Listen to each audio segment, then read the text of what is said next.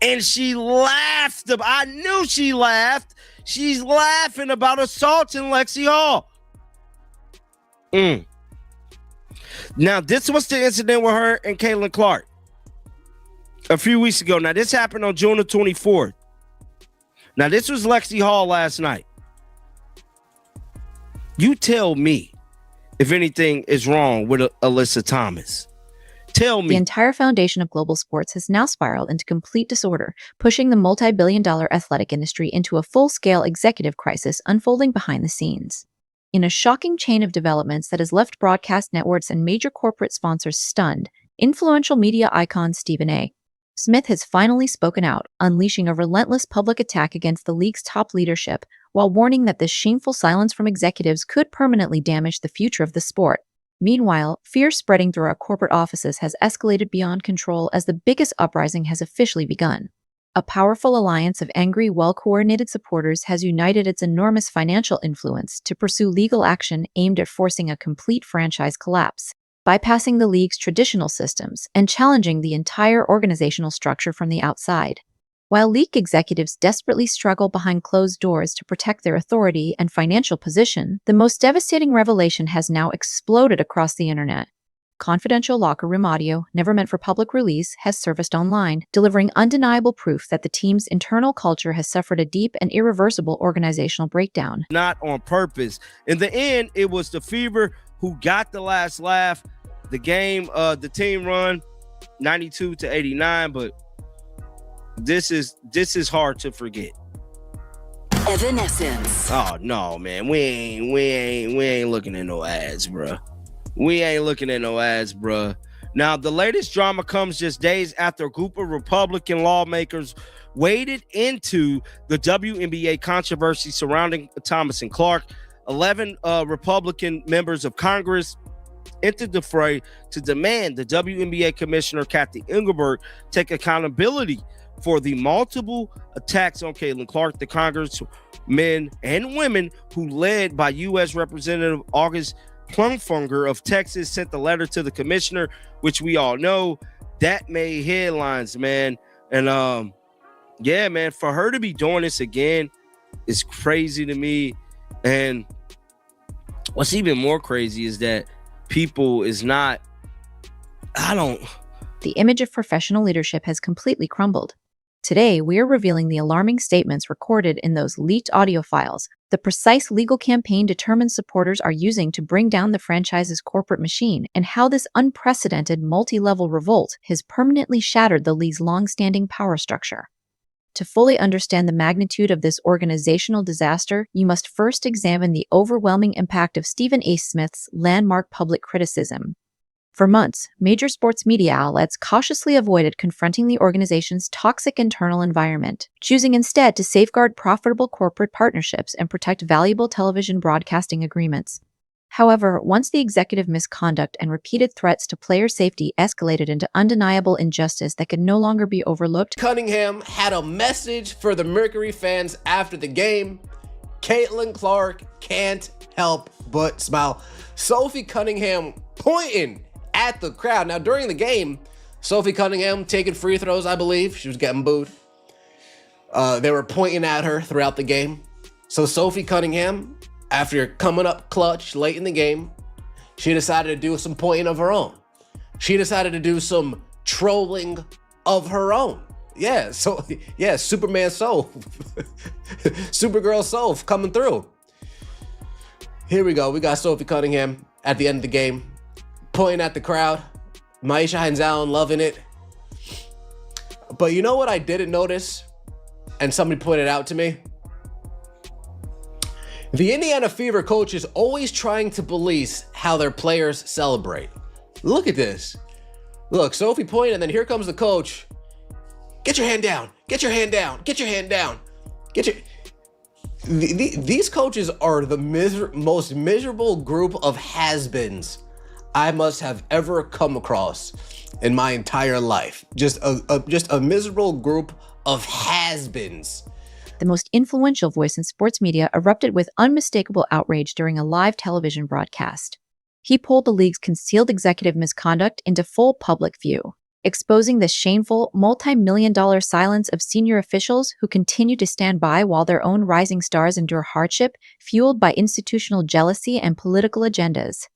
This was far more than ordinary sports analysis or another television debate. It became a relentless public dismantling of a deeply flawed corporate system. Smith's remarks tore apart the league's carefully crafted public image, instantly shaking consumer trust and pushing major commercial sponsors to reconsider their financial commitments to an organization that appears more focused on protecting executive authority than preserving the integrity of the sport. As league leadership struggled to contain the damage caused by this explosive public criticism, the very foundation of their corporate structure was hit by an organized legal uprising. Executives had confidently assumed that fans would continue acting as loyal customers, buying tickets and merchandise, while management quietly weakened the team from within. They severely underestimated both the determination and the collective strength of supporters across the world. Backed by elite legal counsel, a powerful coalition of financial investors and longtime season ticket holders launched an unprecedented legal challenge aimed directly at the franchise's operating authority and commercial compliance structure. This sustained legal offensive resulted in an extraordinary administrative freeze, restricting corporate finances, disrupting internal business functions, and leaving franchise headquarters trapped in near total operational paralysis. The front office has now learned, far too late, that betraying and exploiting the very supporters who finance your athletic empire leads to far more than declining attendance. It results in the complete collapse of the entire organization before the public eye. Hopper goes up for a shot, and Michaela Timpson pins this ball to the backboard. Folks, look at that. Boom. Pinned it to the backboard. Come on. Me and her at the backboard.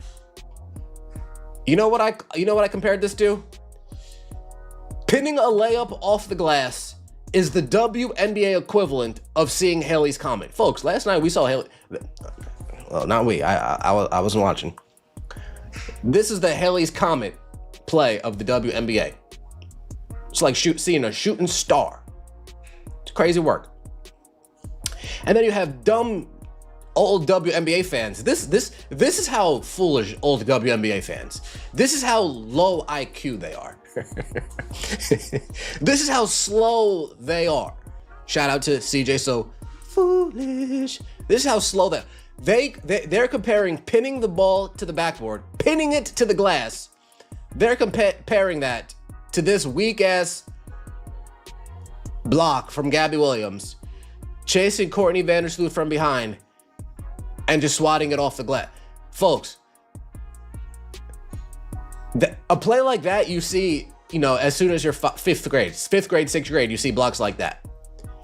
Pinning it off the glass, you only see when players are athletic enough to get up there and stay up there.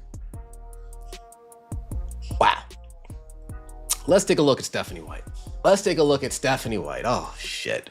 Locker room cam after our big-time dub against the Mercury. Kelsey Mitchell with the go-ahead basket. Stephanie White, as soon as Kelsey Mitchell hit that go-ahead basket, Stephanie White became erect. I shit you not.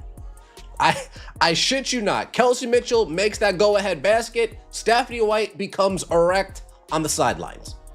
And this is her excitement spilling over into the locker room.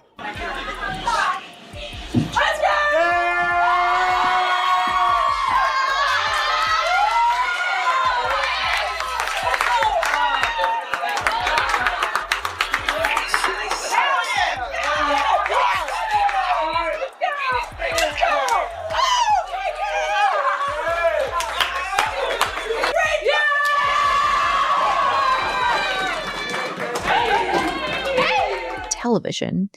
Here's what he said. Caitlin Clark did not single-handedly create the WNBA. The league was built through the dedication of countless players who came long before her, many of them Black women who helped establish its foundation. That argument misses the point. Their race has nothing to do with the issue. That's exactly where the WNBA keeps going wrong. Whether the players who built the league were Black or white is completely beside the point. You don't hear NBA players constantly arguing that the NBA was built by white athletes. So why are we even having this discussion? Think about legends like Cheryl Swoops, or George Meekin, Lisa Leslie, Maya Moore, the list goes on. And let's be clear, I haven't forgotten Diana Taurasi, one of the greatest ever. I haven't forgotten Subura, Brianna Stewart, or the incredible legacy of so many other stars. And don't overlook Aja Wilson either. Those women helped shape the WNBA over many years. But here's the real question. What exactly did they build? Other than a business that struggled to generate profits and continually relied on outside financial support, what did it truly become? That's an honest question people should seriously answer. Yet the undeniable turning point, the evidence that sealed the fate of this administration, came with the explosive release of confidential locker room recordings. These unauthorized audio files captured during the team's most turbulent period revealed an alarming and unfiltered picture of an organization consumed by heated confrontations, deep internal distrust, and widespread executive failure. The recording strongly suggested that members of the coaching staff and front office were working behind the scenes to weaken their own franchise player, creating misleading internal narratives designed to isolate key athletes while shifting attention away from management's own strategic mistakes. The recordings also captured emotional confrontations as veteran leaders demanded accountability for rotation decisions they believed disrupted player rhythm and damaged the team's competitive identity.